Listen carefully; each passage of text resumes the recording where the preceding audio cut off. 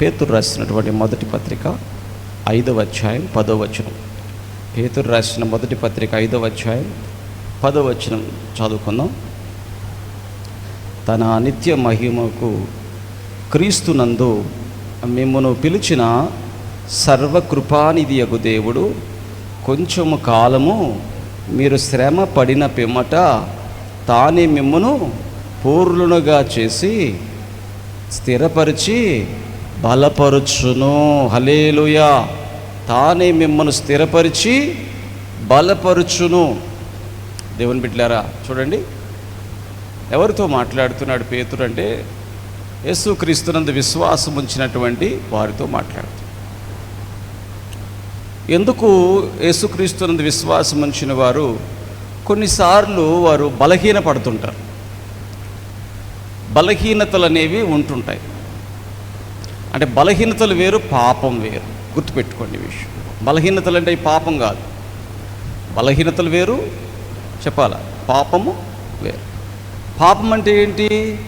ఇతరులను పాడు చేసి, ఇతరుల కుటుంబాలను పాడు చేసి, ఇతరులను అంటే హత్య చేయటం, లేకపోతే వ్యభిచారం చేయటం, లేకపోతే దొంగతనం చేయటం, లేకపోతే అబద్ధ సాక్ష్యాలు చెప్పటం, ఇవన్నీ కూడా పాపం.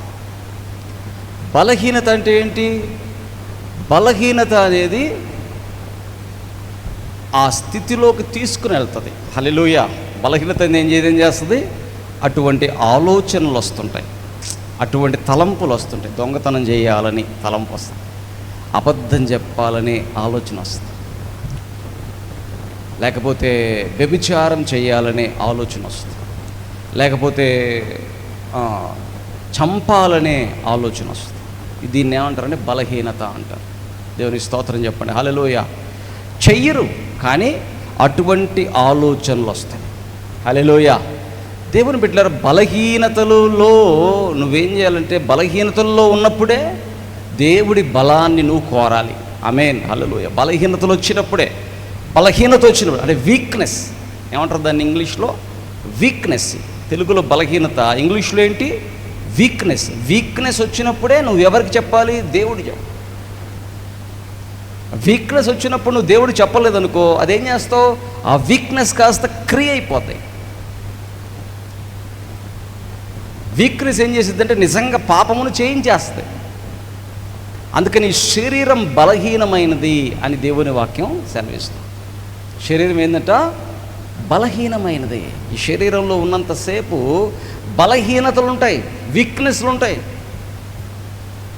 కాబట్టి దేవుడు ఏం చేస్తాడంటే నిన్ను బలపరుస్తుంటాడు. కాబట్టి ఎవరిని గురించి కూడా నువ్వు అప్పుడు తీర్పు తీర్చడానికి నీకు శక్తి చాలదు.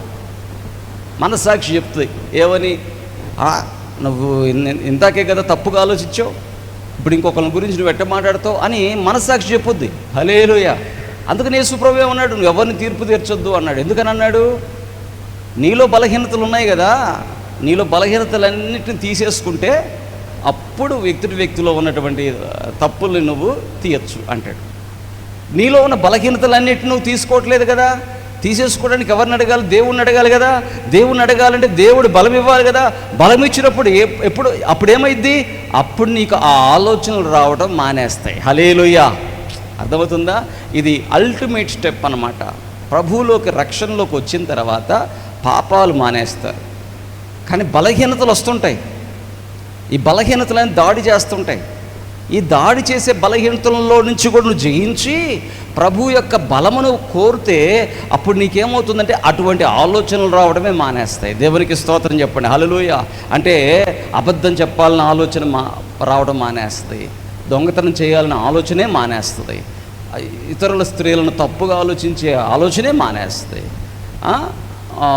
పగ తీర్చుకోవాలనే ఆలోచనే రాదు. అంటే నీ యొక్క మనస్సుని కూడా ఎవరికి అప్పగించినట్టు? అప్పుడు నువ్వు దేవుడికి నువ్వు అప్పగించేసినట్లు.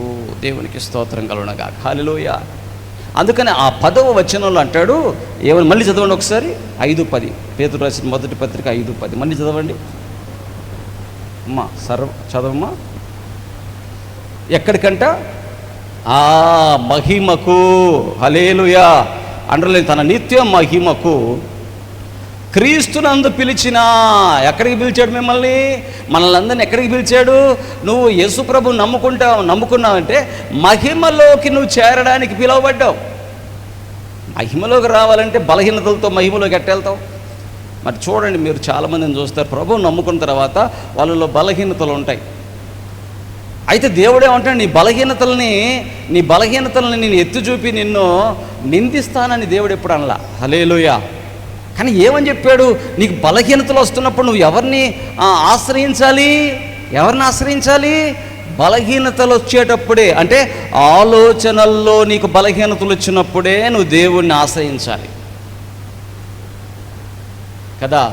నిత్యమైన మహిమకు క్రీస్తునందు పిలిచిన సర్వకృపానియదు దేవుడు కొంచెము కాలము మీరు శ్రమపడిన పిమ్మట. ఎవరు శ్రమపడాలంట? కొంచెము కాలం శ్రమ. ఏ శ్రమ ఇది? లోపల అంతరంగములో శ్రమ. హల్లెలూయా. చెప్పండి. కొంతమంది ఏం చేస్తారంటే ప్రభువుని నమ్ముకున్న తర్వాత వాళ్ళకి ఎక్కువగా తప్పుడు ఆలోచనలు వస్తున్నాయి అనుకొని, అమ్మో నేను ఎంత దుర్మార్గుడిని, అసలు నేను మంచోనే కాదని దేవుడి మందిరాన్ని రావడం మానేస్తారు. అసలు మీకు ఒక విషయం తెలుసా? యేసుప్రభుని నమ్ముకొని దేవుడి మందిరంలోకి వచ్చిన తర్వాతే నీకు సాతాను యొక్క శోధనలు అనేవి స్టార్ట్ అవుతాయి. ఏంటి శోధనలు? శోధన అంటే పాపము చెయ్యమని ప్రేరేపించటం. శోధన అంటే ఏంటి? అంటే ఇప్పుడు సాతాను శోధిస్తున్నా అంటే అదేంటిది? శ్రమ. హల్లెలూయా. నిన్నేం చేస్తున్నాడు సాతాను? తప్పు చేయి నీకు ఆలోచనల్లో అగ్ని బాణములు వేస్తున్నాడు. అంటే అప్పుడు నువ్వేం కలుగుతుంది? శ్రమ కలుగుతుంది. ఆ శ్రమలో నువ్వేం చేయాలి? బలమును కోరుకోవాలి. ఎవరి బలము? అక్కడ చదివాము. స్థిరపరిచి పిమ్మట తానే మిమ్మను పూర్ణులుగా చేసి స్థిరపరిచి బలపరుచును. హల్లెలూయా. అంటే ఏం చేస్తాడు దేవుడు? నీకు వచ్చినటువంటి ఆ శ్రమల్లో, ఆ శోధనల్లో ఆయన మిమ్మల్ని ఏం చేస్తాడు? బలపరుస్తాడు. అంతేగాని ఇక్కడ ఎవరూ కూడా పూర్ణులమైపోయాము అనే దాంట్లో అందరము శ్రమల్లోనే ఉన్నాం. ఏ శ్రమలు? సాతాను వేసే అగ్ని బాణాలు మన మీద ఒక్కొక్కసారి డైరెక్ట్గా తలంపుల్లో వేస్తాడు. ఒక్కొక్కసారి స్నేహితుల్ని పంపించి ఆ స్నేహితుల ద్వారా శ్రమ పెడతాడు. బంధువుల ద్వారా శ్రమ పెడతాడు.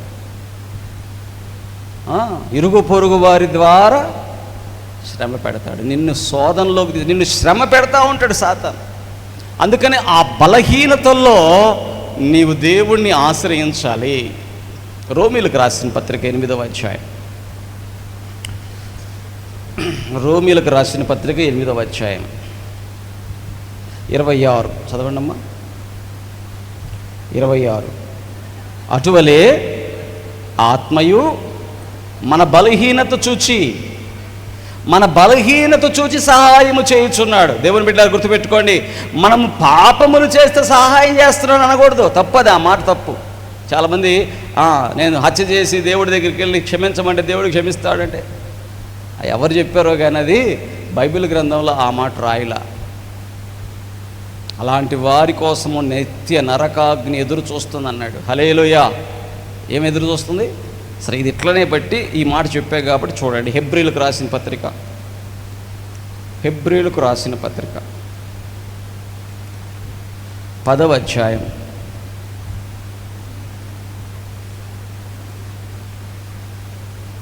29వ వచనం చదవండి. 10:29. ఇట్లుండగా దేవుని కుమారుని పాదములతో తొక్కి తాను పరిశుద్ధపరచుబడుటకు సాధనమైన నిబంధన రక్తమును అపవిత్రమైన దానిగా ఎంచి కృపకు మూలముగు ఆత్మను తిరస్కరించినవాడు ఎంత ఎక్కువైన దండనకు పాత్రుడుగా ఎంచబడునని మీకు తోచును. హల్లెలూయా. ఏందంట? పగ తీర్చుట నా పని, నేనే ప్రతిఫలమిత్తుననియు, మరియు ప్రభు తన ప్రజలకు తీర్పు తీర్చుననియు చెప్పిన వానిని ఎరుగుదుము కదా. జీవము గల దేవుని చేతిలో పడుట. ఎవరంటే వీళ్ళు? తిరస్కరించేవాళ్ళు. హల్లెలూయా. ఆత్మ యొక్క సహాయమును తిరస్కరించేవారు. బలహీనతల్లోనూ ప్రభు సహాయము కోరాలి. ఇది ఆత్మీయ జీవితం. దేవుని మందిరానికి వచ్చాము అటెండెన్స్ వేసుకున్నాము, వచ్చాము కానుకేసాము, వచ్చాము రొట్టె రసం తీసుకున్నాము, వెళ్ళిపోయాం కాదు. నీకు బలహీనత వచ్చినప్పుడు నువ్వేం చేస్తున్నావు? హల్లెలూయా.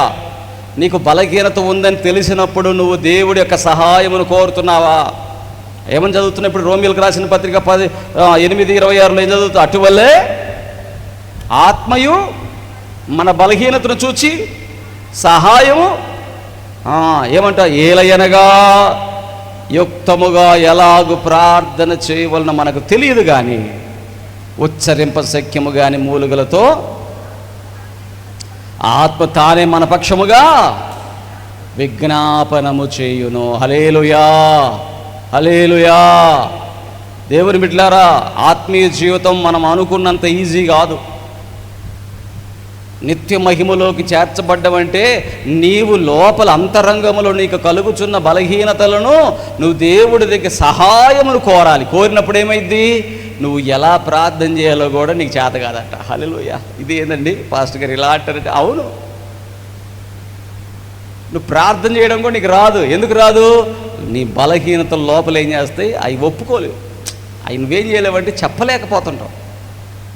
అప్పుడు ఏమవుతారు? మూలుగులు వస్తుంటాయట. మూలుగులు ఏమని? ఉచ్చరింప సఖ్యము కానీ మూలుగులు వస్తాయట. కొన్నిసార్లు చూడండి, అమ్మ ఆ కూతురుని అడుగుతుంది, ఏంట్రా ఏమ్మా ఏంది అత్త మామల దగ్గర ఎట్టున్నావు, మెట్టినింట్లో ఎట్టున్నావు అంటే చెప్పలేక చాలా జరిగి ఉంటాయి. వాతలు పెట్టుంటారు, లేకపోతే కొట్టుంటారు, తిట్టుంటారు, అన్నం పెట్టకుండా ఉంటారు, రకరకాలుగా ఉంటాయి కదా. అవి చెప్పలేక ఏం చేసిద్ది ఆ కూతురు అని స్టార్ట్ చేసింది. మీరు ఎప్పుడన్నా గమనించారు? ఎప్పుడన్నా? ఎందుకు చెప్పచ్చుగా, అమ్మా ఇదిగో నన్ను పలానా రోజు అలా చేసింది, పలానా రోజు మా తోడికోడలు ఇలా చేసింది, పలానా రోజు మా బావ వచ్చి అలా చేశాడు, పలానా రోజు మా ఆయన వచ్చి అలా అని చెప్పచ్చుగా. చెప్పలేదు. ఎందుకు? ఎలాగ యుక్తముగా ప్రార్థన చేయవలనో తెలియదు. అలానే దేవుడితో కూడా నీవు ఎలాగా ఆ బలహీనతల్లో నువ్వు బాధింపబడ్డావో అది చెప్పలేవు. చెప్పలేక ఏం చేస్తావు? దేవుడి దగ్గర మూలుగుతుంటావు. హన్నా కూడా ఏం చేసిందంట దేవుడి దగ్గర? ఏం చేసింది చెప్పండి? హన్నా అంటే తెలుసా? సమూయేలు మొదటి గ్రంథంలో చూద్దాం, 1వ అధ్యాయం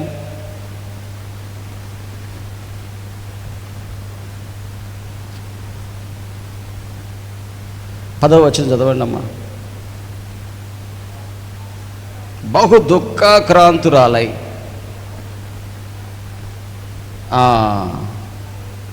బహుగా చదవండి.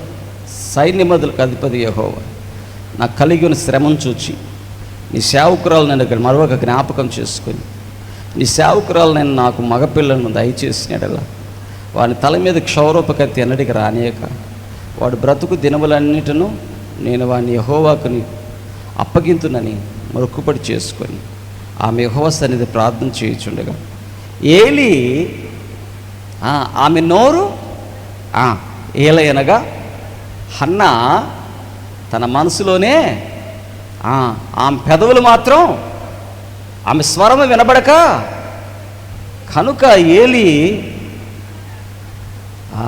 ఇంకా అక్కడ చదువుతా మీరు కానీ కొంచెం పోతే ఆమె మనోదుఖము కలిగిందంట. మనసు దుఃఖముతో ఆ మనసులో దుఃఖములో నుంచి అదే చెప్పే కదా ఏడుపుతో దేవుడితో మాట్లాడుతుంది. హల్లెలూయా. అవి పదాలు కాదు, అవి ఏంటట ఇప్పుడు ఆ 10వ వచనంలో ఇలాగ చేస్తానని అలా చెప్పలేదట, పెదవులతో అలా చెప్పలేదట. మరి చెప్పిందా? దేవుడు చెప్పింది. ఎలా చెప్పింది? ఏడుపుతో చెప్పింది. హల్లెలూయా. అర్థమవుతుందా? మనోదుఖముతో చెప్పింది, ఏడుస్తూ చెప్పింది. కొంతమంది నేను ఇక్కడ చూస్తుంటా, కొంతమంది అక్కడ మోకాళ్ళు వేసి దేవుడికి ఎట్ట చెప్తుంటారు తెలుసా?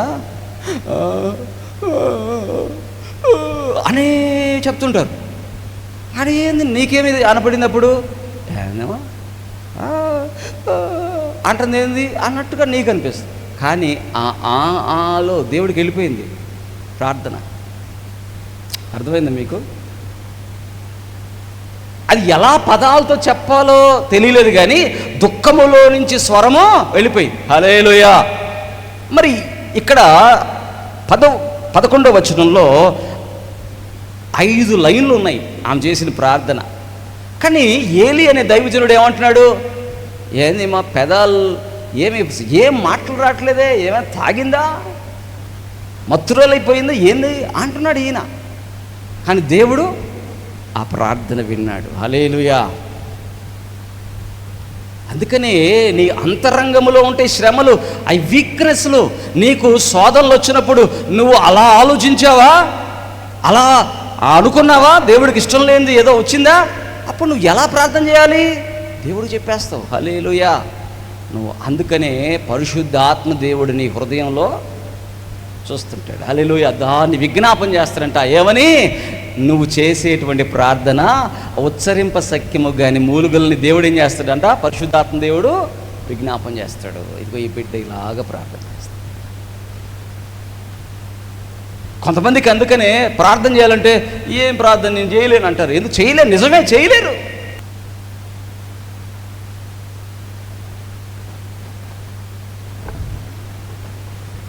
ఆ పదాలు చెప్పలేరు.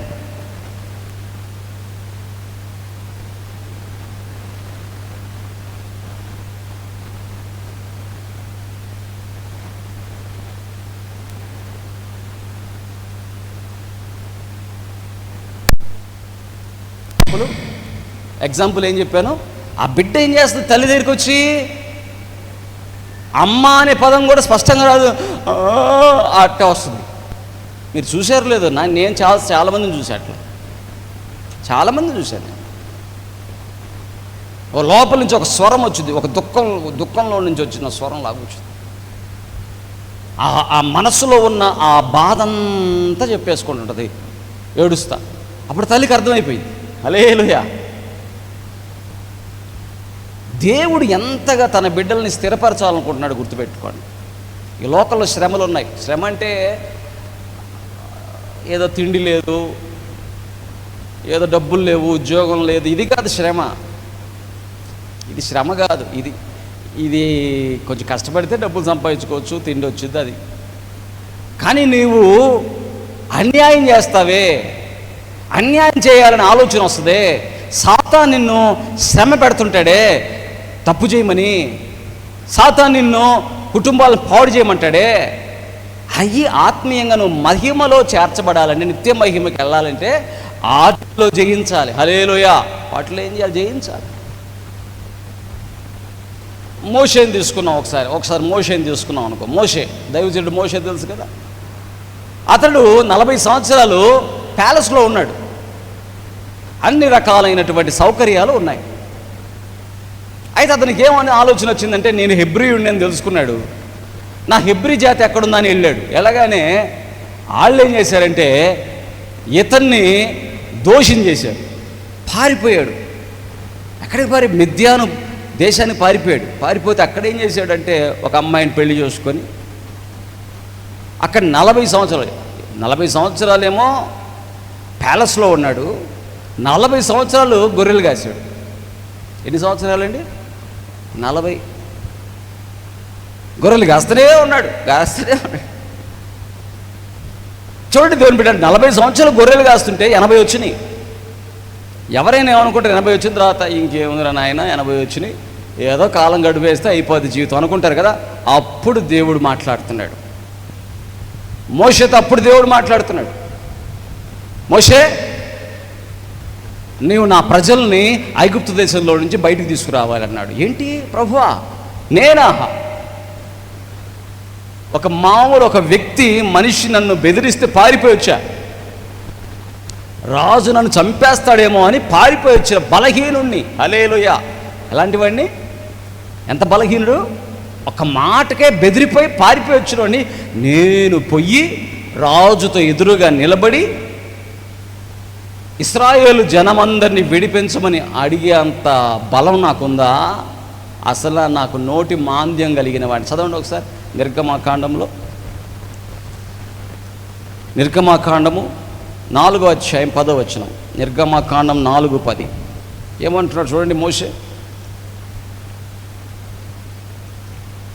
నిర్గమకాండం 4:10. ప్రభువా, అది ఇంతకు మునుపైనను నీవు నీ దాసునితో మాట్లాడినప్పటి నుండి అయినను నేను మాట నేర్పనిని కాను. నేను నోటి మాంద్యము నాలుక మాంద్యము గలవాడినని యెహోవాతో చెప్పగా, యెహోవా, మానవునికి నోరిచ్చిన వాడు ఎవడు? అండర్లైన్ చేసుకోండి, అది మానవునికి నోరిచ్చిన వాడెవడు? మోగవాడినే కానీ, చెవిటివాడినే కానీ, దృష్టి గలవాడినే కానీ, గుడ్డివాడినే కానీ పుట్టించిన వాడెవడు? యెహోవానైన నేనే. హల్లెలూయా. కాబట్టి వెళ్ళు, నేను నీ నోటికి తోడయుండి నీవు ఏమి పలకవలసినది నీకు బోధించేదను. హల్లెలూయా. మనమేమంటాం, మన సొంత ప్రార్థన దగ్గరకు మోకాళ్ళు వేసినప్పుడు ఏమనుకుంటాం? నేనేందయ్యా, నేను భక్తి చేయలేకపోతున్నానయ్యా, నాకు ఇలాంటి బలహీనతలు వస్తున్నాయి ప్రభా, అయ్యా నన్ను అంటే ప్రభు ఏమంటాడు? నువ్వు అట్లాంటి వాడివేని నాకు తెలియదా అంటాడు. హల్లెలూయా. నీకు అట్లాంటి ఆలోచనలు వస్తున్నాయి నాకు తెలియదా అంటాడు. నీకు అట్లాంటి వీక్నెస్లు ఉన్నాయి నాకు తెలియదా అంటాడు. అయితే దేవుడు ఏమంటాడు? నేను నిన్ను బలపరుస్తాను. హల్లెలూయా. ఎందుకు బలపరుస్తానన్నాడు? మోషే దేవుని సన్నిధికి వచ్చాడు కాబట్టి. హల్లెలూయా. ఒకవేళ మోషే దేవుడి సన్నిధికి రాకపోతే చెప్పాలా? హల్లెలూయా. కొంతమంది ఏం చేస్తారు? దేవుడి సన్నిధిని మానేస్తారు. మందిరం లేదు, ఏం లేదు, పో, లేదా లోకంలోనే తిరుగుతాను, నేను అసలు తప్పులే చేస్తున్నాను, బాప్తిజం తీసుకున్నాను కానీ తప్పులే చేస్తున్నాను అన్ని అంటే, బలం ఇచ్చువాడు నీకు బలం ఇవ్వాలి కదా. హల్లెలూయా. నోటి మాంద్యం కలిగిన వాడిని, నాలుగు మాంద్యం కలిగిన వాడిని అంటే ఏమన్నాడు? మాట ఇచ్చిన వాడు ఎవడు మానవులకి? నేనే నీ నోటికి తోడుగా ఉంటాను. హల్లెలూయా. అప్పుడు మాంద్యం పోయిందా? ఉందా? పోయింది. హల్లెలూయా. దేవుడు నోటికి తోడుగా ఉన్నప్పుడు ఆ మందపు మాటలు పోయినాయా లేదా? పోయినాయి. ఫరో ఎదురుగా నిలబడి మాట్లాడడం ప్రారంభించాడు. అంటే దేవుడు తోడుగా ఉంటే వారి బలహీనతల్లో నుంచి వారు విడుదల పొందుకుంటారు. హల్లెలూయా. వారు బలమును పొందుకుంటారు. వారు దేవుడి కొరకు నిలబడతారు, దేవుడి కొరకు శూరకార్యాలు చేస్తారు. నువ్వు దేవుడి దగ్గరికి రాకపోతే, ప్రార్థన చేయకపోతే, నీ బలహీనతలు దేవుడికే చెప్పకపోతే నీకు బలం ఎక్కడి నుంచి వచ్చింది? నీ బలపరిచే దేవుడు. అందుకనే పౌలేమంటాడు? నన్ను బలపరచు వాని యందే నేను సమస్తము చేయగలను. హల్లెలూయా. నువ్వు దేవుడి కోసం ఏం చేయగలుగుతావు? 80 సంవత్సరాల వయసు వచ్చినప్పుడు మోషేను దేవుడు పిలిస్తే ఇంకొక 40 సంవత్సరాలు అరణ్యములో తిరిగాడు. హల్లెలూయా. కనానుకి వెళ్ళటానికి ఎక్కడ తిరిగాడు? 40 ఏళ్ల పాటు అరణ్యంలో తిరిగాడు. 40 ఏళ్ల పాటు అరణ్యంలో తిరిగి అరణ్యంలోనే చచ్చిపోయాడు. హల్లెలూయా. అంటే 120 సంవత్సరాలు బ్రతికితే, మొదటి 40 సంవత్సరాలు ప్యాలెస్లో ఉంటే, రెండో 40 సంవత్సరాలు పరదేశిగా ఉంటే, మూడవ 40 సంవత్సరాలు దేవుడి పని చేసిన వాడిగా ఉన్నాడు. హల్లెలూయా. ఈరోజు నీ ఇంట్లో పెరిగావు, తర్వాత భోజనం కోసమో లేకపోతే ఇంటి వారి కోసం ఏ పనో చేసావు, కానీ నువ్వు చనిపోయే లోపు దేవుడి పని చేసి చనిపోవాలి. గుర్తుపెట్టుకోండి విషయం. అంతేనా? నీ ఇంటి వారిని మెప్పించావు, నీ ఇంట్లో నిన్ను పోషించారు, నువ్వు ఆడ పెరిగావు, ఆ తర్వాత నువ్వు పోషించే స్థితిలోకి వచ్చావు. కానీ దేవుడి పని చేయకుండా చనిపోకూడదు. హల్లెలూయా. దేవుడి పని చేయకుండా చనిపోతే ఉపయోగం ఏముంది? ఎక్కడికి వెళ్ళాలి? నిత్య మహిమకి వెళ్ళాలి. మనం నిత్య మహిమకి వెళ్ళాలన్నప్పుడు నేనేం చేయగలను? ప్రభా, నాకు ఇన్ని వీక్నెస్లు ఉన్నాయి ప్రభా అంటే, ఆ వీక్నెస్లు నాకు అప్పగిస్తే నేను ఆ వీక్నెస్లు నేనేం చేస్తాను? బలపరుస్తాను. హల్లెలూయా. చెప్పండి. హల్లెలూయా. హల్లెలూయా. కొంతమంది యవ్వనస్తులు వచ్చి నాతో అంటారు, అన్నా నాకు వీక్నెస్ ఉందన్న, చెడ్డ కళ్ళు వస్తున్నాయి అన్న అంటాడు వచ్చి. నేను అంటాను, నువ్వు దేవుడికి అప్పగించావా వాటిని అంటావు. హల్లెలూయా. అప్పగించలేదన్నా, నాకు అట్ట వస్తున్నాయి అంటాడు. అప్పగించు. ఏం చేయాలి? వాటిని అప్పగించు దేవుడికి. ప్రయాసపడి భారం మోయిచున్న సమస్త జనులారా నా యుద్ధకు రండి, నేను మీకు విశ్రాంతిని ఇస్తానని చెప్పాడు దేవుడు. నీకు వచ్చినప్పుడు వాటిని ఏం చేయాలి? దేవుడికి అప్పగించు. ఏమని అప్పగించాలి? యేసయ్యా, నా నా మనసులో ఇలాంటి ఆలోచనలు వస్తాయి, వీటిని సరిచేయి ప్రభువా. అడుగు. అడుగుతుంటే ఏం చేస్తాడు దేవుడు? బలమునిస్తాడు. మోషేకి బలం ఇచ్చి నడిపించిన దేవుడు నీకు కూడా బలం ఇచ్చి నడిపిస్తాడు. మోషే వెళ్ళి ఫరో దగ్గరికి వెళ్ళి మాట్లాడుతుంటే ఫరో కూడా అతని పాండిత్యం ముందు నిలబడలేకపోయాడు, అతను మాట్లాడే మాట ముందు నిలబడలేకపోయాడు. అంత టఫ్గా మాట్లాడుతున్నాడు, అంతగా జ్ఞానంగా మాట్లాడుతున్నాడు. అంటే ఎవరిచ్చారు జ్ఞానం? ఎవరిస్తారు? దేవుడే ఇస్తాడు. హల్లెలూయా. కాబట్టి మనలో ఉన్నటువంటి నీతిని కాదు చూడాల్సింది, మనలో ఉన్న లోపాలుగా చూసుకోవాల్సింది. దేవుడి శక్తితో మన లోపాలని ఎలా అధిగమించాలో చూసుకోవాలి. హల్లెలూయా. మనం ఎక్కడైతే తప్పిపోతున్నామో ఆలోచనల్లో, కొంతమంది వచ్చి నేను తాగుతున్నానండి, మీరే నన్ను మార్చండి, మీరే ప్రార్థన చేయండి. లేదు, దేవుని స్తోత్రం చెప్పండి. హల్లెలూయా. తాగడం అనేది నువ్వు చేస్తున్న పాపం. నీ పాపాన్ని ఒప్పుకొని విడిచిపెట్టాలి. హల్లెలూయా.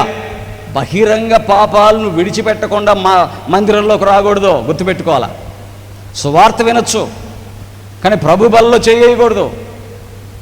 మందిరములోకి వచ్చి ప్రభు బలలో చెయ్యి వేయాలి అంటే నువ్వు పాపాలు విడిచిపెడితేనే. పాపాలు విడిచిపెట్టిన తర్వాత నీకు శోధనలు వస్తాయి. దేవుని వాక్యం చెప్తుంది, శ్రమలు వస్తాయి.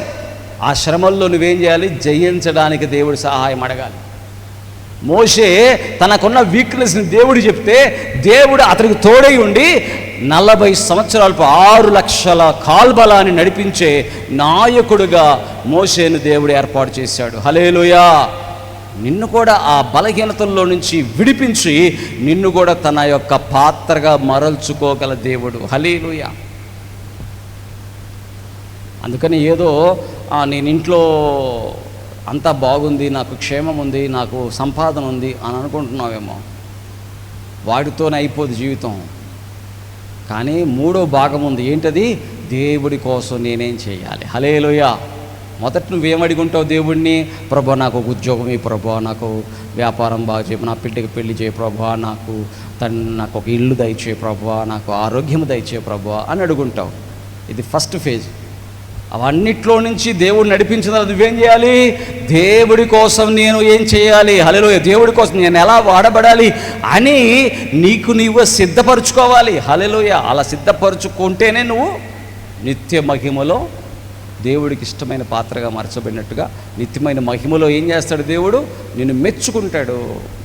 కొంతమంది అంటారు, అన్న దగ్గరికి వెళ్తుంటే అందరు నన్ను నిందిస్తున్నారు అంట. ఎక్కడికి వెళ్తుంటే అంట, మంగళవారం ప్రార్థనలకు వస్తున్నారు అనుకో, నిందలేస్తున్నారంట. ఏమని? అక్కడేదో వ్యభిచారాలు జరుగుతున్నాయి, ఆయన మంచోడు కాదు, ఆయన అట్లాంటోడు ఇట్లాంటోడు అని నిందలు వేస్తున్నారు అని అంటే, దేవుని బిడ్డలారా ఒక విషయం గుర్తుపెట్టుకోవాలి, మనల్ని మనుషులు మెచ్చుకోరు అని బైబిల్ గ్రంథం సెలవిస్తుంది. నువ్వు నీతి కోసం నిలబడ్డావా? నిన్ను మెచ్చుకోరెవరు? నువ్వు నీతి కోసం నిలబడినప్పుడు నీ మీద నిందలేస్తారు. గుర్తుపెట్టుకోండి విషయాన్ని. ఎవడో మనిషి వేసే నిందకు నువ్వు భయపడ్డావా? సాతాను జయిస్తాడు. మత్తయి సువార్తలో చూస్తే యేసు ప్రభు చెప్పాడు ఆ మాట. చూడండి ఒకసారి, మత్తయి సువార్త 5వ అధ్యాయం, మత్తయి సువార్త 5వ అధ్యాయం 11వ వచనం.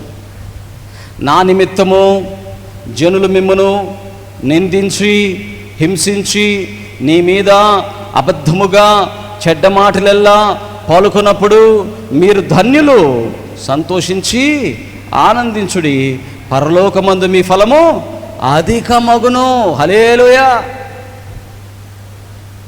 నువ్వు దేవుడి పని చేయాలని చెప్పి ఆశపడి దేవుడి పని చేస్తున్న నీ మీద నిందలు వస్తాయి. హల్లెలూయా. భయంకరంగా నిందిస్తారు మిమ్మల్ని.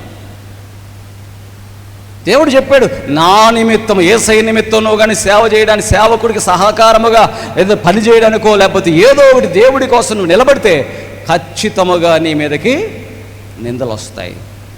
ఆ నిందల్లో సాతాను చేస్తాడంటే పడిపోవాలి, ఇతడు మందిరానికి దూరం అయిపోవాలి, ఇతడు దేవుడికి దూరం అయిపోవాలని చూస్తుంటాడు, నిందించి చూస్తుంటాడు. చూడంగానే వీళ్ళు నిజంగానే భయపడిపోతారు. చాలామందినండి నేను చూశాను, భయపడిపోయి వెనక్కి వెళ్ళిపోయిన వాళ్ళు ఉన్నారు. అమ్మో ఆ నిందలు మాకొద్దమ్మా, మేము వెళ్ళిపోతాం, మేము రాము. కానీ ఎవరు మెచ్చుకుంటే? మనుషులు మెచ్చుకోవడానికి వచ్చావా సేవకి? మనుషులు మెచ్చుకోవడానికా? మనుషులు మెచ్చుకోవడానికైతే నీవు సేవ ఒక్క అడుగు కూడా వేయలేవు. నువ్వు సేవ చేయనంత వరకు ఏమంటారు తెలుసా? సేవ చేయొచ్చుగా అంటారు. నువ్వు సేవ బలంగా చేస్తుంటే ఏమంటారు తెలుసా? వెనక్కి లాగాలని చూస్తారు. నువ్వు సేవ ఇంకా అధికముగా చేస్తుంటే నేను కాళ్ళు పట్టుకుని ఈడ్చి వెనక్కి లాగాలని చూస్తారు. ఎప్పుడు? నువ్వు బాగా చేస్తుంటే. నువ్వు స్టార్టింగ్లో సేవ చేద్దాం అనుకున్నప్పుడు చేయొచ్చు కదా అంటారు. కానీ బాగా చేస్తుంటే ఏం చేస్తారు? ఈడ్చి వెనక్కి లాగుతారు, నిందలేస్తారు, అబద్ధాలు చెప్తారు, నీ మీద లేనిపోని మాటలు కల్పిస్తారు. ఎందుకంటే యేసు ప్రభు చెప్పాడు ఈ మాట. అటువంటి శ్రమలు వచ్చినప్పుడు నీవు దేవుడి సహాయమునే కోరాలి, కానీ ఆ శ్రమల వైపు నీ మనసు పెట్టావా సాతాను గెలుస్తాడు నీ జీవితంలో.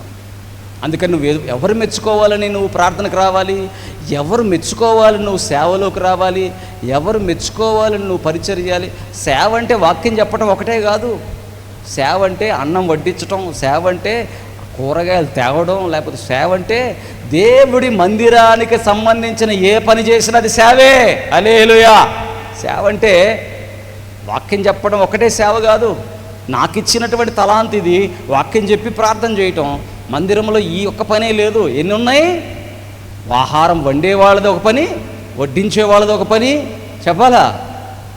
వీటికి సమకూర్చే వాళ్ళది ఒక పని. ఎంతమంది పని చేస్తే అవన్నీ కూడా దేవుడి యొక్క పనులే. ఆ పనులన్నీ ఎవరు మెచ్చుకోవాలని చేయాలి? మనుషులు మెచ్చుకుంటారా? ఏం మెచ్చుకోరు. కానీ ఎవరు మెచ్చుకుంటారని చేయాలి? చూడండి, దేవుని వాక్యంలో స్పష్టంగా పేతురు రాసిన మొదటి పత్రిక 1వ అధ్యాయం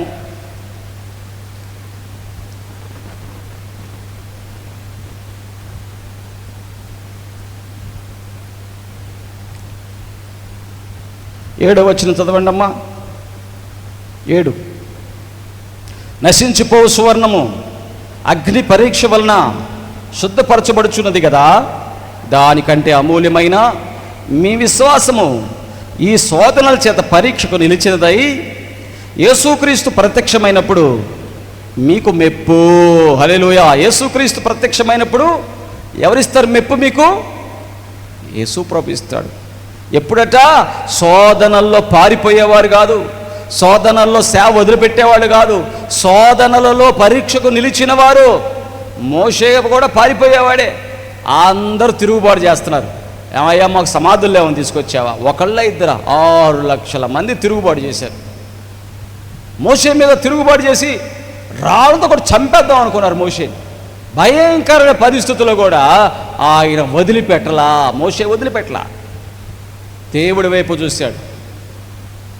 ఎటుపోయాడయ్యా దేవుడేడి అని మోషేని నిందించారు, మోషేని అవమానపరిచారు. మోషే అంత భారముతో చేస్తున్నా కూడా మోషేని ఎవరు కనపరచలా. కానీ మోషే ఎవరి వైపు చూసి నడిపించాడు? ప్రజల్ని దేవుడి వైపు చూసి నడిపించాడు. దేవుని బిడ్డలారా, అందుకనే శోధనలు వచ్చినప్పుడు నువ్వు నిలవాలి. నువ్వు ఒక పని చేస్తున్నప్పుడు శోధనలు వస్తాయి. నువ్వు ఆత్మీయంగా బతకాలన్నప్పుడు శోధనలు వస్తాయి. నువ్వు నీతిగా బతకాలనుకున్నప్పుడు శోధనలు వస్తాయి. నువ్వు విశ్వాసంగా బతకాలనుకున్నప్పుడు శోధనలు వస్తాయి. హల్లెలూయా. నువ్వు పాపం చేయి, నీకు శోధనలు ఏం రావు. నువ్వు ఇష్టం వచ్చినట్టు లోకంలోకి వెళ్ళి తిరుగు, నీకు శోధనలు ఏం రావు. లోకంలో ఉన్నవాడికి దేవుడిని నమ్ముకున్న వాడికి తేడా ఏంటి? ఒకటే. ఏంటి తేడా? లోకంలో ఉన్నవాడు స్నానం చేయడు. ఏం చేయడు? చెప్పాలి, ఏం చేయడు? మురికిగానే తిరుగుతూ ఉంటాడు. కానీ దేవుడిని నమ్ముకున్నవాడు ఏం చేస్తాడు? ఇంటి పట్టున ఉంటాడు, ఇంట్లో ఆహారం తింటుంటాడు, ఇంట్లో స్నానం చేస్తుంటాడు. అప్పుడు మీరు పోలిస్తే లోకంలో తిరిగేవాడికి ఇంట్లో ఉన్నవాడికి శరీరం మీద మురికి ఒకటేలాగా ఉంటుందా? తేడా ఉంటుందా? ఇంట్లో స్నానం చేసేవాడికి ఎప్పుడు స్నానం చేస్తూ ఉంటాడు కాబట్టి వాడి మీద అంత మురికి ఉండదు. కానీ లోకంలో ఉన్నవాడికి రోడ్డు మీద తిరుగుతుంటాడు కొంతమంది పిచ్చోళ్ళలాగా. ఎట్లుంటారు? అంట కట్టిపోయి అదేదో ఊడలుగా మారిపోయి, జుట్టంతా భయంకరంగా మారిపోయి, శరీరం అంతా పాడైపోయి, అలాగ పాపస్థితిలో దేవుని ఇంట ఉన్నవారికి లోకములో ఉన్నవారికి ఉన్న తేడా. హల్లెలూయా. లోకములో ఉన్నవారు పాపములో అలా ఓడలు గట్టిపోయినట్టుగా ఆ ఓడల్లోనే సంతోషం ఉందన్నట్టుగా. చూడండి, ఆ స్నానం చేయనోడికి ఎట్లుంటుంది? ఆ కంపే సుగంధంలాగా ఉంటుంది. అదే స్నానం చేసేవాడికి ఎట్లుంటుంది, కొంచెం స్మెల్ అబ్బే చేసి స్నానం చేద్దాంపా. దేవుడి మందిరంలోకి వచ్చేవాడికి కూడా అంతే.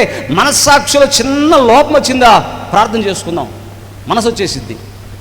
ప్రభుతో గడుపుదాం, మనసు వచ్చింది. వాక్యం చదువుకుందాం, మనసు వచ్చేసింది. అది లోకంలో ఉన్నవాడికి వచ్చిద్దా, అసలు మందిరం వైపు కూడా రాడు.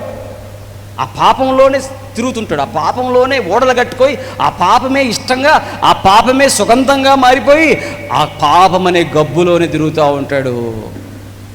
దేవుని బిడ్డలారా గుర్తుపెట్టుకోండి. అందుకని శోధనల్లో నువ్వేం చేయాలి, నిలబడాలి. మోషే నిలబడ్డాడు, మోషే పారిపోలా, మోషే తప్పించుకోలా. ఈ శ్రమ ఎందుకయ్యా, ఈ బాధ్యత ఎందుకయ్యా, నాకెందుకయ్యా, ఈ మనుషులందరూ ఏంది ఎంత తిడుతున్నారు నన్ను, ఓ నాయన అక్కడేదో గొర్రెలు కాసుకుంటా నా బతికేది నేను బతికితే నాకు ఇన్ని మాటలు ఉంటాయా, ఇన్ని అవమానాలు ఉంటాయా, ఇన్ని నిందలు ఉంటాయా అనుకోవచ్చుగా. అనుకోలా. నా దేవుడు నాకు ఒక పని చెప్పాడు, నా దేవుడు ప్రత్యక్షమైనప్పుడు ఆయన నన్ను మెచ్చుకోవాలి. హల్లెలూయా. కాబట్టి ఎన్ని శోధనలు వచ్చినా, ఎన్ని నిందలు వచ్చినా, ఎన్ని అవమానాలు వచ్చినా నేను మాత్రం నా పని చేయడం మానను. హల్లెలూయా. ఎందుకంటే నువ్వు చేసేటప్పుడు పని నీ మనస్సాక్షికి తెలుసు, నువ్వు సరిగా ఉన్నావా లేదా. కొంతమందికి ఎంత భయం అంటే వాళ్ళు మంచివాళ్ళే, పాపం మంచివాళ్ళే, కానీ ఎవడైనా వచ్చి నువ్వు దొంగ వంటగా అంటే అన్నాడవా, దొంగ అన్నాడు నన్ను, అమ్మో ఈ ఇంట్లో చేస్తున్నాను దొంగ అంటారు కాబట్టి నేను ఇంట్లో చేయను అంటే ఏంటి అంటే నువ్వు దొంగతనం చేసావా, చేయలేదు కదా, ఎందుకు భయపడుతున్నావు, అతను దొంగ అన్నాడని నువ్వెందుకు భయపడుతున్నావు. నీ మనస్సాక్షి సరిగా ఉందా, నీ మనస్సాక్షి చెప్తుందా నువ్వు నిజాయితీగా ఉన్నావని, నీతిగా ఉన్నావని, అయితే భయపడకు. హల్లెలూయా. మనుషులు పెట్టు నిందలకు భయపడవద్దు. మనుషుల వైపు చూస్తే నిన్ను ఏదో అంటారు, నిన్ను ఏదైనా అంటారు. ఎందుకు, వారికి నీ మీద అసూయ కలిగింది కాబట్టి. హల్లెలూయా. ఒక చిన్న ఉదాహరణ, ఒక టీచర్ అంట ఏం చేశాడంటే ఒక మేక పిల్లని తీసుకొని పోతా ఉన్నాడంట. టీచర్ అంటే తెలుసు కదా, పిల్లల్ని కొడుతుంటాడు కదా. పిల్లలు ఏమయ్యారంటే పెద్దవి పెరిగిపోయి వాళ్ళు ప్లాన్ చేశారంట, రే ఈ సార్ మనల్ని భలే కొట్టేవాడు కదా, ఈ సార్ని మనం ఎగతాళి చేద్దాం రా, ఎట్టకొట్ట ఇతని పిచ్చోడిని చేసేద్దాం అనుకున్నారంట. అనుకొని ప్లాన్ చేసుకొని మేక పిల్లని తీసుకెళ్తుంటే ఆ టీచర్ని, ఏంది సార్ మీరేంది కుక్క పిల్లని ఎంట పెట్టుకుని వెళ్తున్నారు అన్నాడంట. మొదట ఒకడు వచ్చి, ఏయ్ ఏం మాట్లాడుతున్నారా, మేక పిల్ల ఎత్తి కుక్క పిల్ల అంటావేంద్రా అన్నాడు. నవ్వుకుంటూ వెళ్ళిపోయాడు పక్కకి. ఇంకా కొంచెం దూరం వెళ్ళిన తర్వాత ఇంకొకటి వచ్చానంట, సార్ మీకు పిచ్చి పెట్టినట్టుంది సార్, మీరు కుక్క పిల్లని తీసుకుపోతున్నారు ఏంది అన్నాడు. ఏంద్రా నువ్వు అట్ట మాట్లాడుతున్నావు, మేకపిల్ల ఎత్తి కుక్క పిల్ల అంటావేంద్రా అన్నాడంట. మళ్ళీ నవ్వుకుంటూ వెళ్ళిపోయాడు పక్క. మూడవడంట, మన సార్కి పిచ్చి పట్టింది, ఓరే మెంటల్ హాస్పిటల్ తీసుకుపోవాలి, కుక్కనే ఎవరైనా పట్టుకుని పోతాడా అన్నాడంట. నిజం చెప్పండి, ఆ టీచర్ అంట ఆ మేకపిల్లని కూడా వదిలిపెట్టేశాడు. అతనికి తెలుసు అది మేకపిల్లని. ముగ్గురు వచ్చి అది కుక్క పిల్ల అనగానే మేకపిల్లను కూడా ఎవరి కోసం వదిలిపెట్టేశాడు చెప్పట్లా. ఈ రోజుల్లో ఎట్టున్నారు తెలుసా, నువ్వు మంచిదానివే, నువ్వు మంచోడివే, కానీ ఎవడైనా నువ్వు మంచిదానివి కాదు అనగానే నిజంగా నువ్వు కాదనుకుంటున్నావు. నువ్వు మంచోడివే, కానీ ఎవరో వచ్చి నిన్ను మంచోడివి కాదు అంటే నేను మంచోడిని కాదంట, నన్ను మంచోడిని కాదా అంటే నీకు తెలియదా నువ్వు మంచోడివి కాదని? నీకు తెలుసు కదా మంచోడివి అని. నువ్వు తీసుకెళ్తున్న కుక్క పిల్ల నీకు తెలుసు కదా, తెలుసా కుక్క పిల్ల అది మేకపిల్ల కదా, మరి కుక్కపిల్ల అని చెప్పి వాళ్ళంటే నువ్వెందుకు వదిలిపెట్టావు? ఈ రోజుల్లో దేవుని బిడ్డలారా మనుషుల్ని సాతాను ఎంతగా ట్విస్ట్ చేసేస్తాడంటే నీకున్న మేలైన దానిని వదిలిపెట్టేటట్టు నిన్ను అవమానిస్తాడు. హల్లెలూయా. 4 ముద్దలు సంపాదించుకొని తిని పడుకుంటుంటే ఎవడో వస్తాడు వచ్చి, ఏం పని చేస్తున్నావు అంటాడు. ఏందయ్యా ఇంటి ముందు బజ్జీలు బోండాలు వేసుకుంటాడు. బజ్జీలు బోండాలా, ఏం పని అది ఏమంటాడు, బజ్జీలు బోండాలా ఏం పని అది, రోడ్డు మీద బజ్జీలు బోండాలు వేసుకుంటే ఏమన్నా గౌరవం అంటావా? తాగుబోతులు వస్తుంటారు, తిరుగుబోతులు వస్తుంటారు, బజ్జీలు బోండాలు తింటుంటే నిన్నేమనుకుంటారు? ఏం పాపం అప్పటిదాకా బజ్జీలు బోండాలు వేసుకొని కమ్మగా ప్రశాంతంగా 4 రూపాయలు తీసుకొచ్చుకొని ఇంట్లో పప్పు సాంబారు లేకపోతే చికెన్ మటన్ వండుకొని తిన్న ఆమెకి వాడు వచ్చి ఏమన్నాడు, రోడ్డు మీద బజ్జీలు బోండాలు వేసుకుంటే తాగుబోతులు తిరుగుబోతులు వచ్చి నీ దగ్గరకు వచ్చి తింటుంటే ఎవడని చూసినోడు ఏమనుకుంటాడు అనగానే ఇంక వచ్చిన వాళ్ళల్లా ఏమేం చేస్తుంది, వీడు మంచోడైనా వీడు మంచోడేనా, వీడు తాగుబోతాడా, వీడు తిరిగిపోతాడా అని ఆలోచిస్తా ఎవడైనా వస్తే వెళ్ళిపోయిన తర్వాత వాడి గురించి అంటే ఎవడైనా అంటే తాగుబోతాడా అని వేరే వాళ్ళని అడుగుతుంది. వీడని తిరిగిపోతాడా అని వేరే వాళ్ళని అడుగుతుంది. వాడేం చేస్తాడు, పోయి ఆ బజ్జీలావేంది నిన్ను తాగుబోతాడా అంటుందంటే అంటుందా, ఆ మొహం కూడా చూడకూడదు, ఈసారి ఆ షాప్కే పోను పోయి. అసలు నీ పని ఏంది, ఎవడెట్టంటాడో తెలుసుకోవడం నీ పనే. బజ్జీలు బోండాలు అమ్ముకోవడానికి పెట్టు. నీ పని ఏంది, ఆకలిన వాడికి వచ్చి బజ్జీలు అడిగిన వాడికి బజ్జీలు ఇవి, అయిపోయింది నీ పని, అంతే, దట్స్ ఇట్. కానీ ఎక్కడికి వెళ్ళిపోయావు, ఆలోచనలు ఎక్కడికి వెళ్ళిపోయావు? నీవేదో మంచిదానివని, ఎవరో మంచిదానివి కాదంటారని నువ్వేదో ప్రయత్నం చేయగా ఆఖరికి నీకు తిండి కూడా సాతాను ఏం చేశాడు, నువ్వు కమ్మగా పడుకొని నిద్రపోతుంటే తిండి తిని నిన్ను గలిబిలు చేసి పడేసాడు. నీ గలిబిలు ఏమైపోయింది, తిండి కూడా లేక, ఇంటి అద్దె కట్టడానికి డబ్బులు లేక, కరెంటు బిల్లుకి డబ్బులు లేక, చెప్పాలా? ఎవరినో ఎంచితే నీకేమన్నా మేలా, ఎవరో ఎట్టున్నారో నువ్వు ఆలోచిస్తే మేలా, ఎవరు నన్ను గురించి ఏమనుకుంటున్నారంటే నీకు మేలా? నీ గురించి నీకు తెలుసు కదా. దేవునికి స్తోత్రం చెప్పండి, హల్లెలూయా. నీ గురించి నీకు తెలిసినప్పుడు, నువ్వు మంచితనం నీకు తెలిసినప్పుడు, నీ నీతి నీకు తెలిసినప్పుడు, ఎవరి గురించో నువ్వు ఆలోచించావు అంటే నువ్వు ఒక్క అడుగు కూడా ముందుకు వేయలేవు. అది ఎక్కడైనా కూడా, ఆత్మీయ జీవితమే కానీ లేకపోతే ఏ పనైనా కానీ, నీ పని ఏంటి, నాకు ఏ పని దేవుడిచ్చాడు, ఈ పనిలో నేను నమ్మకంగా ఉన్నాను లేదా, ఆ పనిలో నేను నమ్మకంగా ఉంటే నా దేవుడు నన్ను స్థిరపరిచి బలపరుస్తాడు. అందుకని మోషే గురించి ఎందుకు చెప్పానంటే, అతడు దేవుని నమ్మాడు కాబట్టి అతడు 6 లక్షల మంది ఎదురు తిరిగినా, ఎన్ని హింసలు పెట్టినా దేవుడి పని మాత్రం వదిలిపెట్టి వెళ్ళలేదు. పేతురు కూడా చూడండి, దేవుని పెట్టారా. పేతురు యేసు ప్రభు దగ్గర ఎంత భోజనం చేసి ఉంటాడు, చేపలు రొట్టెలు ఎన్ని తిని ఉంటాడు. యేసు ప్రభుని పట్టుకోగానే వచ్చి అడుగుతున్నారు, ఇదిగో నువ్వు ఆయనతో కూడా ఉన్నావు కదా అంటే, అమ్మో ఆమెమని అనుకుంటుందేమో, ఆయనతో ఉన్నాను అనుకుంటుందేమో. లేదు లేదు లేదు లేదు నేను లేదు నేను లేదు నేను లేదు అంటే ఎవరు అంటే అబద్ధం చెప్పేశాడు. అమ్మో ఆయనతో ఉన్నానని అనుకోవద్దు, ఎందుకంటే ఆయన పట్టుకున్నారు, నేను కూడా తప్పుడు అని అనుకుంటారు, నాకొద్దు. అర్థమవుతుందా? ఎంతమందికి అర్థమైంది? నీకు నీ యొక్క స్థితి కన్నా ఎదుటివాడు ఏదో అనుకుంటాడనే ఆలోచన కలిగి ఉన్నంతసేపు నీవు బలహీనుడవే. సాతాను నిన్ను బలహీనుని చేసి భయంకరంగా మార్చి సంఘమును కూడా పాడు చేస్తాడు. సంఘాన్ని కూడా ఏం చేస్తాడు చెప్పాలి, సంఘాన్ని కూడా ఏం చేస్తాడు? ఇంకా సంఘంలో అట్టంటి వాళ్ళు ఒక్కళ్ళు ఉన్నారండి చాలు, ఏం చేస్తారు, వాడు మంచోడు కాదు, ఏం మంచిది కాదు, ఆమట్ట ఈ ఇట్ట అనగానే మొత్తం సంఘం అంతా ఏమైపోయింది, చల్లా చెదరైపోయింది. అందుకనే దేవుని బిడ్డలారా, మోషే ఏం చేశాడు, దేవుడి వైపు చూశాడు, దేవుడి బలాన్ని కోరాడు. ఎర్ర సముద్రం ముందు నిలబడితే సముద్రం అడ్డముంది, ఫరో సైన్యం వెనక వస్తుంది, మనుషులందరూ మోషే మీద సనుగుతున్నారు, గొనుగుతున్నారు. మోషే ఏం చేశాడు, ప్రార్థన చేశాడు, బలాన్ని ప్రభు నీ సహాయం నాకు కావాలయ్యా అని. ఎర్ర సముద్రమునే చీల్చాడు దేవుడు. హల్లెలూయా. ఈరోజు నీ యొక్క బలహీనతల్లో కూడా దేవుడు ఏం చేస్తాడు, ఆయన బలాన్ని నీకు అనుగ్రహిస్తాడు, ఆయన సహాయం చేస్తాడు. నువ్వు ఎలా ప్రార్థన చేయాలో నీకు నేర్పిస్తాడు, నిన్ను బలపరుస్తాడు. నువ్వు వెనక తిరిగి వెళ్ళిపోవద్దు. అమ్మో నేను ఈ బలహీనతల్లో ఉన్నానే, ఏం ఫరో సైన్యం వచ్చి నన్ను చంపేందుకు, నేను ఫరో సైన్యంతో రాజీ పడిపోతాను, బాబు దండం పెడతానయ్యా, ఈ మోసే పిచ్చోడయ్యా, తెక్కలోడయ్యా, అనవసరం మోసే వెనకపోయానయ్యా, ఐగుప్తుకు వెళ్దాంపా. ఎక్కడికి చెప్పాలి, ఎక్కడికి? ఈ రోజుల్లో కొంతమంది ఏం చేస్తారు, వద్దయ్యా ఈ మోసతో మాకు వద్దయ్యా, మేము వచ్చేస్తాంపా, ఐగుప్తుకు వచ్చేస్తాంపా. ఆ ఫరో సైన్యంతో వెనకబడి వెళ్ళిపోయేవాళ్ళు ఎంతమంది. హల్లెలూయా. బలహీనులు. అదే బలమైన వాళ్ళు ఏం చేస్తారు, దేవుడి సహాయం కోరుతారు. ఈ రోజుల్లో బలహీనలు ఏం చేస్తారు, మందిరం వద్దు ఏమొద్దు, వాక్యం వద్దు ఏమొద్దు, పాస్టర్ గారు అంతా చెప్తుంటాడు లేయ్యా, ఆయన చెప్పేదానికి మనం చేసేదానికి ఆ సంబంధమే లేదు, ఆయన చెప్తుంటాడు, మనమేమి ఇక్కడేమో మనకేమో తప్పుడు ఆలోచనలు వస్తున్నాయి, చెడ్డ చేస్తున్నాం, ఏంది ఇది, అబ్బో ఇక్కడ మనకు కుదరదు లేబ్బా, మన జీవించే జీవితానికి ఆ బైబిల్కి ఆ సంబంధం లేదయ్యా, పోదాలే వద్దయ్యా, మందిరం వద్దు ఏమొద్దు అని మందిరాన్ని మానేసే వాళ్ళు చాలామంది ఉన్నారు. గుర్తుపెట్టుకోండి, బలహీనతలలో నీకు వచ్చినప్పుడు నువ్వు బలాన్ని కోరితే అద్భుతమైన అద్భుతమైన ఆశ్చర్య కార్యాలు నీ పట్ల జరుగుతాయి. హల్లెలూయా. ఆశ్చర్య కార్యాలు జరుగుతాయి, నువ్వు ఊహించని కార్యాలు జరుగుతాయి, దేవుడు చేస్తాడు. చదవండి యెషయా గ్రంథము 40వ అధ్యాయం 29 చదవండి అమ్మా. యెషయా గ్రంథం 40వ అధ్యాయం 29వ వచనం.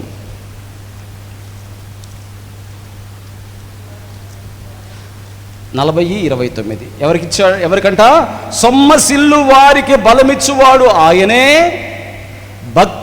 శక్తిహీనులకు బలాభివృద్ధి కలుగచేయువాడు ఆయనే. హల్లెలూయా. నువ్వు బలాభివృద్ధిని పొందుతావు, నీకు బలం వస్తుంది. దేవుని అడుగుతున్న కొద్దీ దేవుడికి బలాన్ని ఇస్తాడు. నువ్వు వెనక తిరిగి వెళ్ళిపోవద్దు, తిరిగి మళ్ళీ రాజీ పడద్దు లోకంతో, తిరిగి మరలా పాపంతో రాజీ పడద్దు, తిరిగి మరలా ఈ పాపం చేసుకుంటా పోదాంలే ఎందుకులే ఇంకా మళ్ళీ అనుకోవద్దు. తిరిగి మళ్ళీ పాపంతో అంటే తిరిగి మళ్ళీ ఐగుప్తులోకి పోవడమే, తిరిగి మళ్ళీ బానిసత్వంలోకి పోవడమే, తిరిగి మరలా వెట్టి చాకిరిలోకి వెళ్ళిపోవడమే. స్వేచ్ఛ లేదు, స్వతంత్రం లేదు, పాపం మీద జయము లేదు. ఎంతమందికి అర్థమవుతుంది వాక్యం? హల్లెలూయా. ఎంతమందికి అర్థమవుతుంది? దేవుణ్ణి అడుగు. హల్లెలూయా. డిఎల్ మూడీ అనే దైవజనుడు ఉన్నాడు. అతనికంట ఇంగ్లీష్ సరిగా గ్రామర్ రాదట. సరిగా ఆయన వాక్యము ఇంగ్లీష్లో చెప్తుంటే అన్ని తప్పులు చెప్తుంటాడంట. దేవుడి దగ్గర అడుగుతున్నాడంట, కానీ ఆ తప్పులతోనే తప్పులుగా మాట్లాడుతూనే వాక్యం చెప్తుంటాడు. ఆ కూడికలో కంట ఒక ఇంగ్లీష్ లెక్చరర్ వచ్చాడంట. వచ్చి ప్రసంగం అయిపోయిన తర్వాత డిఎల్ మూడీతో అన్నాడు, మూడీ నువ్వు ప్రసంగం చేస్తున్నావు కానీ అన్ని గ్రామర్ తప్పులేయ్యా అన్నాడంట. ఏమన్నాడంట? అన్ని గ్రామర్? అవును సార్, నాకు తెలుసు సార్, నా గ్రామర్ తప్పులు ఉన్నాయని. కానీ మీరు చాలా ఇంగ్లీష్లో బాగా మాట్లాడుతున్నారు, మీకు చాలా నాలెడ్జ్ ఉంది అనుకుంటాను అంటే, అవును నాకు చాలా నాలెడ్జ్ ఉంది ఇంగ్లీష్లో. మరి మీరెందుకు దేవుడి యొక్క సేవ చేయకూడదు అని అడిగాడంట. హల్లెలూయా. అంటే అతను అన్నట్టు, దేవుడి సేవ నేను చేయనండి, నాకెందుకు దేవుడి సేవ, నాకు ఉద్యోగం ఉంది అన్నాడు. అంటే డబ్బుల కోసం దేవుడి సేవ చేస్తున్నామా? హల్లెలూయా. ఆత్మల కోసమా? దేనికోసం సేవ చేసేది? సేవకు ఎలా మార్చేశారంటే, డబ్బుల కోసం చేస్తున్నారు కదా, నువ్వు డబ్బుల కోసం సేవ చేస్తున్నావు కదా, నాకు అవసరం లేదు ఆ సేవ, నాకు ఉద్యోగం ఉంది అంటున్నాడంట. అప్పుడు అన్నాడు డిఎల్ మూడీ, నాకు వచ్చిరాని గ్రామర్తో నేను దేవుడి పని చేస్తూ ఆత్మలు సంపాదిస్తున్నాను. హల్లెలూయా. నా దేవుడు నాకు సహాయం చేస్తూ, నన్ను బలపరుస్తూ, నన్ను నడిపిస్తున్నాడు. అందుకని దేవుని బిడ్డలారా, సేవ అంటే అదేదో డబ్బులు సంపాదించడానికి కాదు, ఆత్మలు సంపాదించడానికి వెళ్తున్నప్పుడు దేవుడే నీకు సహాయం చేస్తాడు. హల్లెలూయా. అందుకని బలమిచ్చువాడు ఆయనే, బలాభివృద్ధి కలుగు చేయవాడు ఆయన, సమస్తం ఆయన చేస్తాడు. జార్జ్ ముల్లర్ అనేటువంటి దైవజనుడు వేల మంది అనాథ పిల్లల్ని పెట్టుకొని వాళ్ళకి భోజనం పెట్టడానికి మోకాళ్ళు వేసి ప్రార్థన చేసి, ప్రభువా సహాయం చేయ, ప్రభు వీళ్ళకి భోజనం పెట్టడానికి నాయన అని అడుగుతుంటే ఎక్కడెక్కడి నుంచో వచ్చేవాళ్ళంట. హల్లెలూయా. జార్జ్ ముల్లర్ గారు ఎక్కడా అని వచ్చి ఆహార పదార్థాలు ఇచ్చేవారట, డబ్బులు ఇచ్చేవారట. ఎందుకు? వారిని ఆయన దగ్గరకు తీసుకొచ్చిన వాడెవరు? దేవుడే. హల్లెలూయా. జార్జ్ ముల్లర్ యొక్క అవసరతల కొరకు ప్రార్థన చేస్తే దేవుడే కార్యములు చేశాడు. డిఎల్ మూడీ ఆత్మల కొరకు ప్రార్థన చేస్తే దేవుడే కార్యము చేశాడు. బలహీనతలు ఉన్నాయా? ఉన్నాయి. జార్జ్ ముల్లర్కి డబ్బు లేదు, డిఎల్ మూడీ గారికి గ్రామర్ లేదు, కానీ దేవుడు సహాయం చేశాడా? చేశాడు. ఎప్పుడు చేస్తాడు దేవుడి సహాయం? ఆయనని మనము వెంబడిస్తే. హల్లెలూయా. ఆయనను మనం వదిలిపెట్టకుండా నడిస్తే మన బలహీనతల్లో ఆయనే మనల్ని బలపరిచి నడిపిస్తాడు. దేవునికి స్తోత్రం చెప్పండి. హల్లెలూయా. నిత్య మహిమలో కూడా చేర్చుకుంటాడు. ఈరోజు దేవుని బిడ్డ పేతురు కూడా ఆ రోజు ముగ్గురు ఆ యవనస్తుల మధ్యలో అబద్ధాలు చెప్పినా యేసు ప్రభు గురించి తెలుసుకున్న తర్వాత, పశ్చాత్తాపడిన తర్వాత చచ్చిపోవడానికి కూడా సిద్ధపడ్డాడు. హల్లెలూయా. సిలువ మరణానికి అప్పగించుకున్నాడు. కాబట్టి ఈరోజు దేవుని బిడ్డ, దేవుడు నీతో నాతో మాట్లాడుతున్నాడు. ఏమని?